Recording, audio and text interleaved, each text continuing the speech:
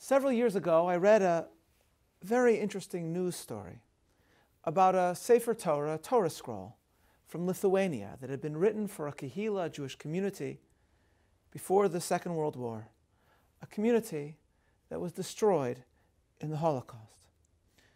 The news story reported how the Sefer Torah had been fixed, restored, made kosher again, and was now ready to be used in davening, in Jewish services, by an American Jewish Kehillah.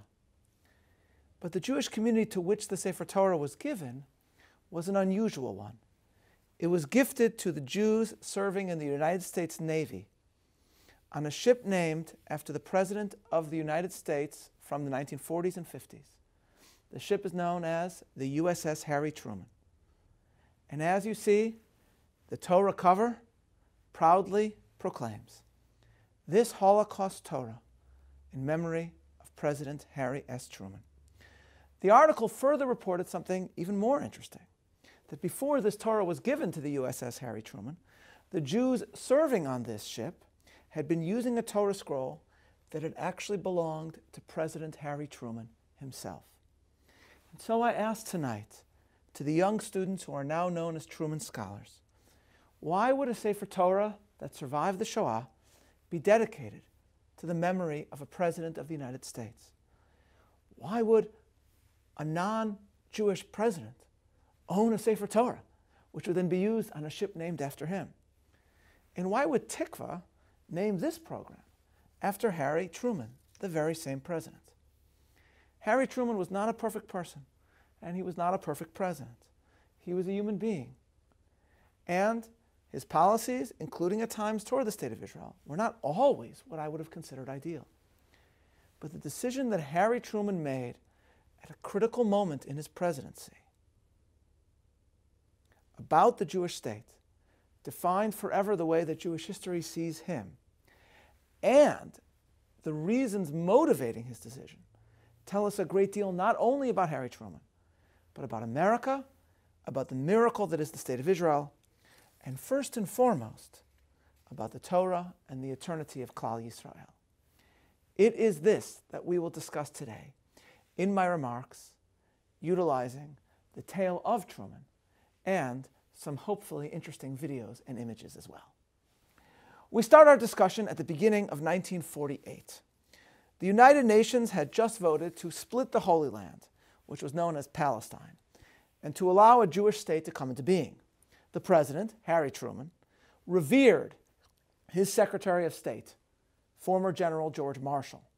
Marshall suddenly sought from the State Department to restore United Nations trusteeship over the land of Israel, which would have prevented Israel from coming into being according to the original United Nations plan.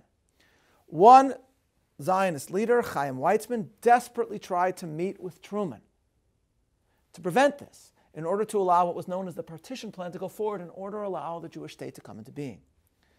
But Truman refused to meet him. The Zionist movement needed someone who can get into the White House to see Truman. And they knew only one person who was so friendly with the president that he would be allowed into the Oval Office at any time. The Zionist leaders knew that many years before, Harry Truman had served in World War I with a Jew by the name of Eddie Jacobson. Eddie Jacobson and Harry Truman became close friends. And after the war, they opened up a haberdashery store, a clothing store, in Missouri, together, as partners. The business failed utterly. But that did not sour Truman on his very good friend. Truman went into politics and eventually, and incredibly unexpectedly, became vice president, and then with the death of President Roosevelt, suddenly became president of the United States.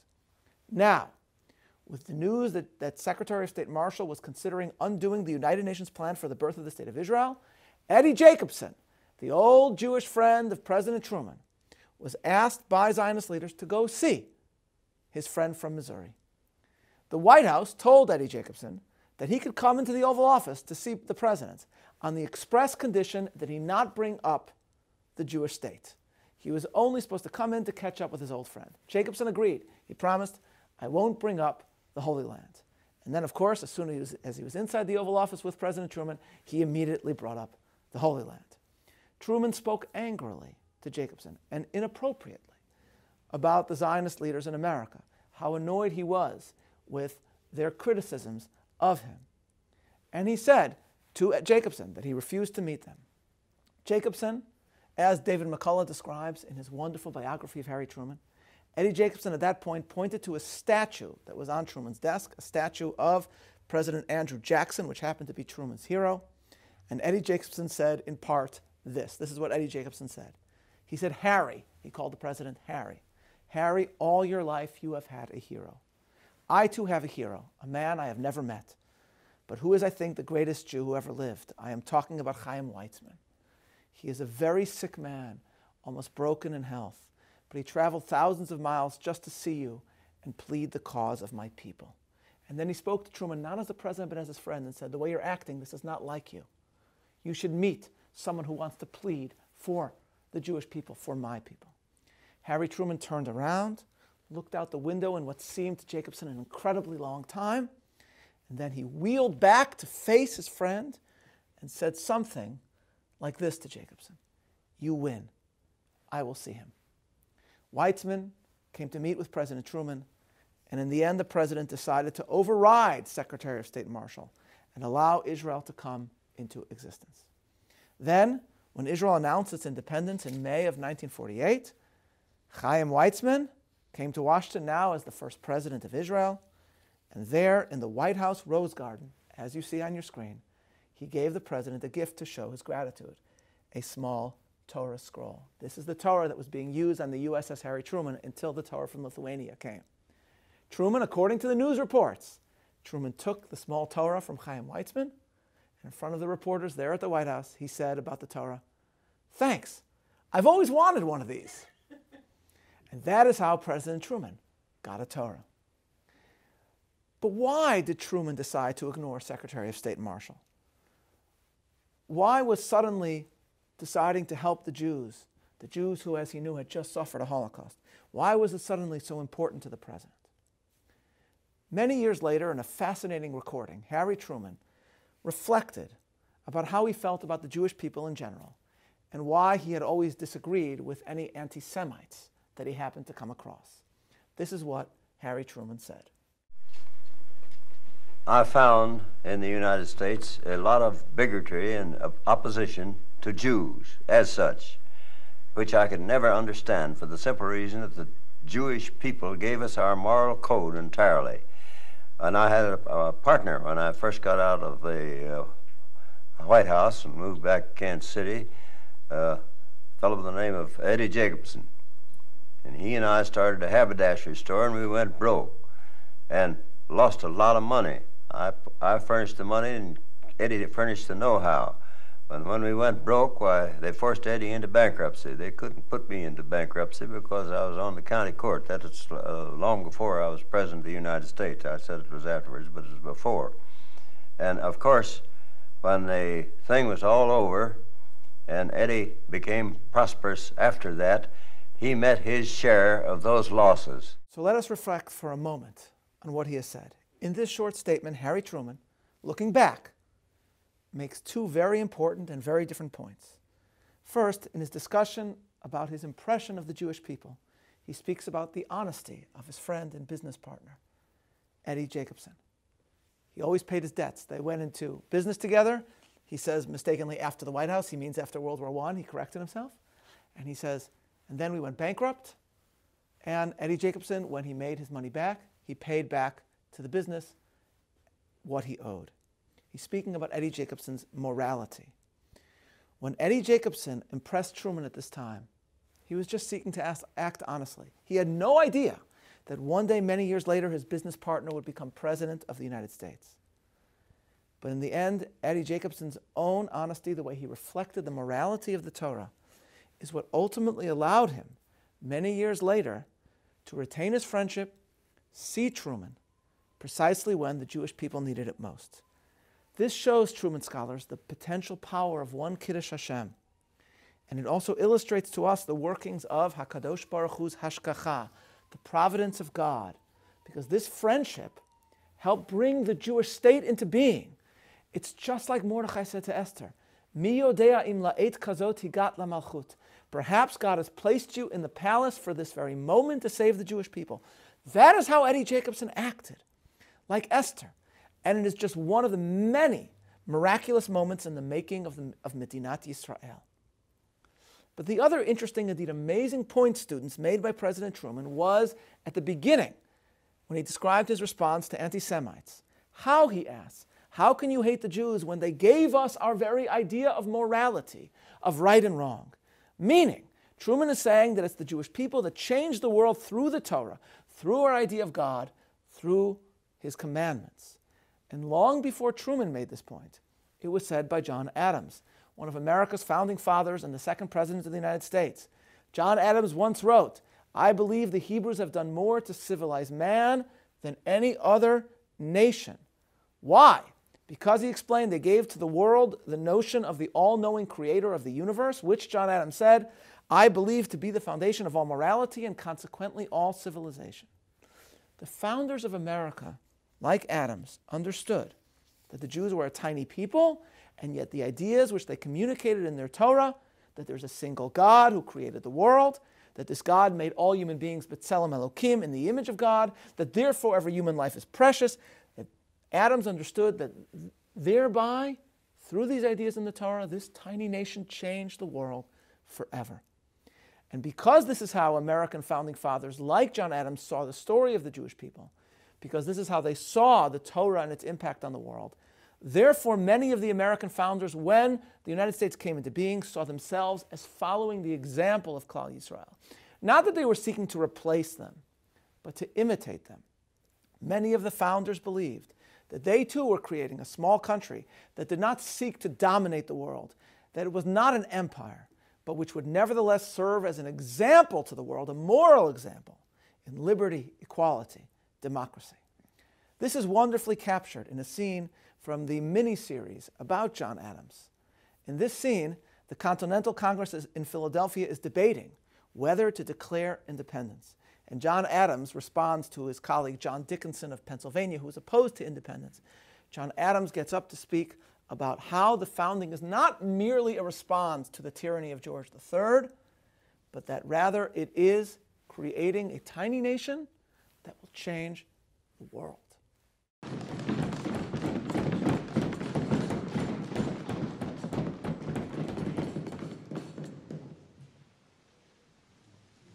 The President recognizes Mr. Adams of Massachusetts.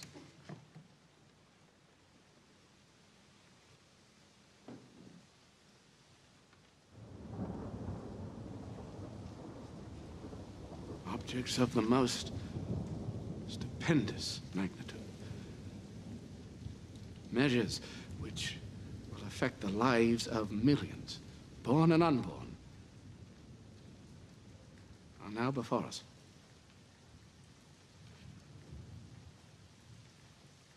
We must expect a great expense of blood to obtain them. But we must always remember that a free constitution of civil government cannot be purchased at too dear a rate, as there is nothing on this side of Jerusalem of greater importance to mankind.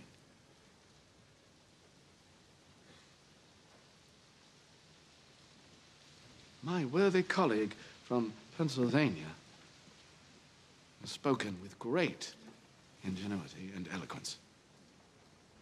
He has given you a grim prognostication of our national future, but where he foresees apocalypse,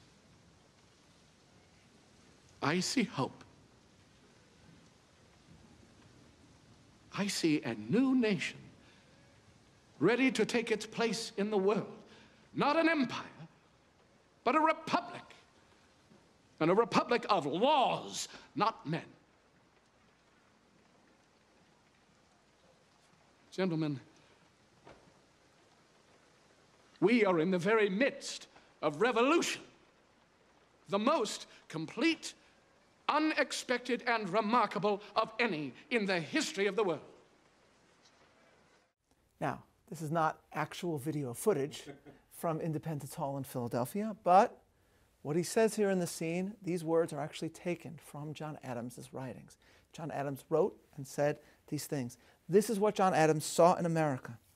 A nation, not an empire, but a people that would change the world with their notion of human equality. Not just now, but as he says, for millions yet to come in the future. The first small nation to change the world was us, the Jews. And the founders of America understood this. That is why the suggestion of several founders, beginning with Benjamin Franklin and then joining him on a committee, John Adams and Thomas Jefferson, their suggestion was that the seal of the United States should be an image of Yetziat Mitzrayim, and specifically Kriyat Yamsuf, that the seal of the United States should be a picture of Moshe Rabbeinu splitting the sea before Pharaoh with the motto, rebellion to tyrants is obedience to God. If Franklin, Adams, and Jefferson had had their way, then something like this, Kriyat Yamsuf, would be seen on every dollar bill today. That's how they saw what they were engaged in, as inspired by the story of the Jewish people. America in its founding was inspired by our story, by the Jewish story of escaping slavery and bringing its moral message to humanity. Abraham Lincoln, America's greatest president, called America an almost chosen people, which means that this country does not replace the Jewish people, but rather it should seek to imitate the story of the Jewish people in the Tanakh, or what he would have called the Bible. And of course, it was Lincoln, in language inspired by the Hebrew Bible, who taught Americans that one of the lessons of the Bible is that a people must truly remain loyal and illustrate their obedience of the ideas for which they were founded. And that America was not living fully up to the values for which it was founded, the values of equality. Lincoln, in other words, taught America that if they truly wished to model equality to the world, then the people that was inspired by the story of Israel escaping slavery had to now fight to end slavery in their own country, had to fight to end slavery in America, so that they could experience what he called a new birth of freedom. Then and only then, Lincoln argued, would they be worthy of the title, almost chosen people. The story of Adams, Franklin, Lincoln is a story about how the Torah impacted America. And so when we fast forward to 1948, Truman's own support for Israel's founding, we understand that this came in part and was motivated by his reverence for the Torah. When Truman held that sacred scroll in the Rose Garden, it said to Weizmann, "I've always wanted one of these." He was telling the truth. He revered the Torah. He saw it as the Word of God, and that impacted his own support for the founding of Israel. Clark Clifford, who was an assistant in the Truman White House and who was very supportive of the Zionist cause, said the following about Harry Truman, quote, "His own reading of ancient history and the Bible made him a supporter of the idea of a Jewish homeland." And one of Harry Truman's successors, President George W. Bush, made this point in his speech in Yerushalayim in the Knesset, marking the 60th anniversary of Israeli independence. President Bush told all the Israelis there how America's support for Israel's founding was linked to America's original love for the Tanakh, for the Hebrew Bible. This is what President George W. Bush said in the Knesset. We gather to mark a momentous occasion. 60 years ago in Tel Aviv, David Ben-Gurion proclaimed Israel's independence, founded on the natural right of the Jewish people to be masters of their own fate. What followed was more than the establishment of a new country. It was the redemption of an ancient promise given to Abraham and Moses and David, a homeland for the chosen people, Eretz Israel.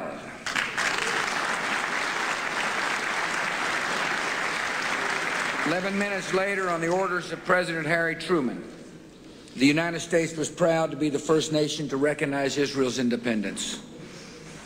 And on this landmark anniversary, America is proud to be Israel's closest ally and best friend in the world."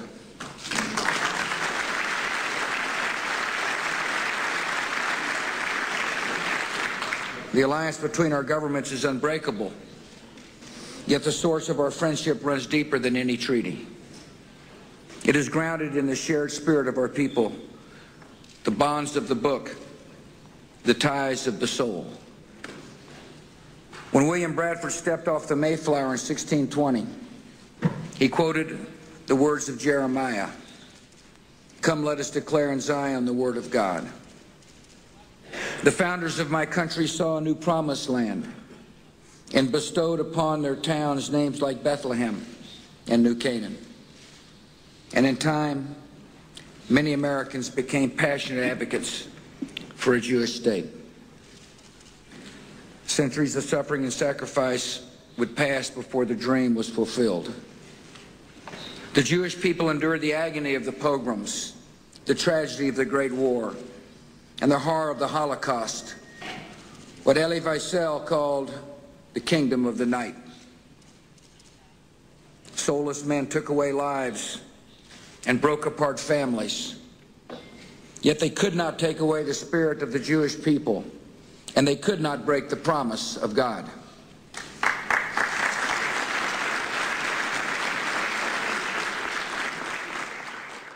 This is beautifully said.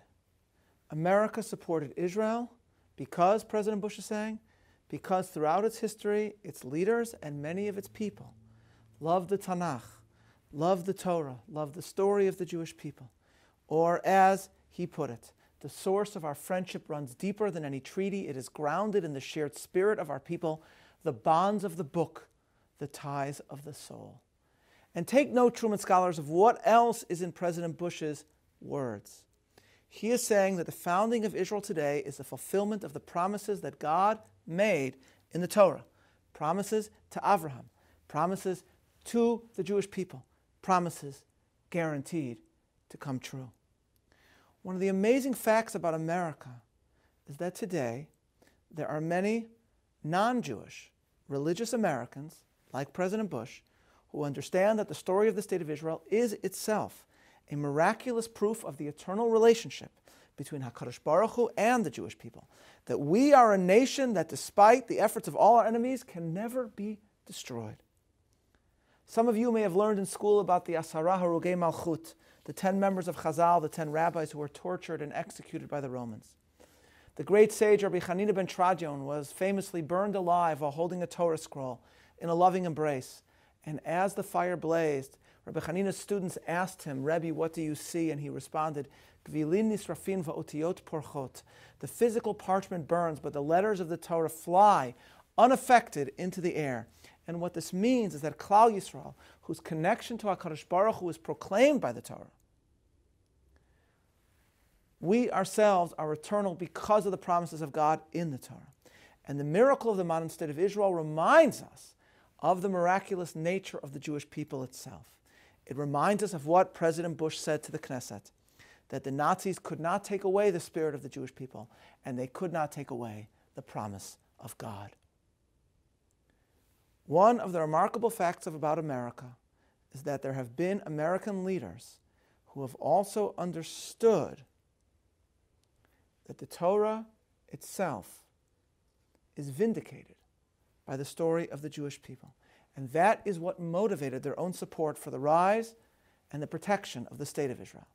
This is certainly true about Harry Truman, the first leader in the world to recognize the State of Israel. A leader who was so inspired by the Bible that he was incredibly excited to be given a Torah scroll by the first president of Israel.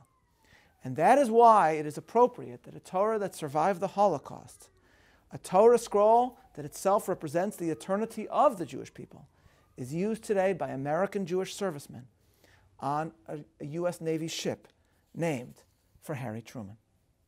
Thus, my message to the Truman scholars today is this: the story of the man, the president for whom your program is named, should inspire all of you to think about the special nature of the story of America, the remarkable miracle of the founding of Israel, and first and foremost, of the eternity of the Torah which is the source of our strength, the Torah which inspired America, the Torah which changed the world. The gift of a Sefer Torah to Harry Truman in 1948 was not the only moment that year that the government overseen by President Truman showed its respect for the faith of the Jewish people. After the war, after the liberation of Europe in 1946, several rabbis and Jewish scholars who were amongst the Jews known as DPs, displaced persons, the survivors of the Holocaust in Europe, asked the leaders of the American armed forces who were then in Europe for help in publishing a copy of the Shas, of the Talmud, the Gemara, so that the Jewish survivors in Europe could once again study the books that they loved so much. Now, students, you might have expected the American army to refuse. These survivors aren't Americans, and the American army was there to liberate Europe, to defeat the Nazis, not to go into the Jewish book business. So why would they have been expected when asked to publish a set of the Talmud? Yet amazingly, the U.S. Army agreed, believing that the preservation of Judaism against totalitarian forces of evil was itself an embodiment of the American way. And so the Army requisitioned a printing plant in Heidelberg, a plant that just before, during the war, had been used to print Nazi propaganda, and they used that Nazi printing press to print a set of the Shas, a set of the Gemara.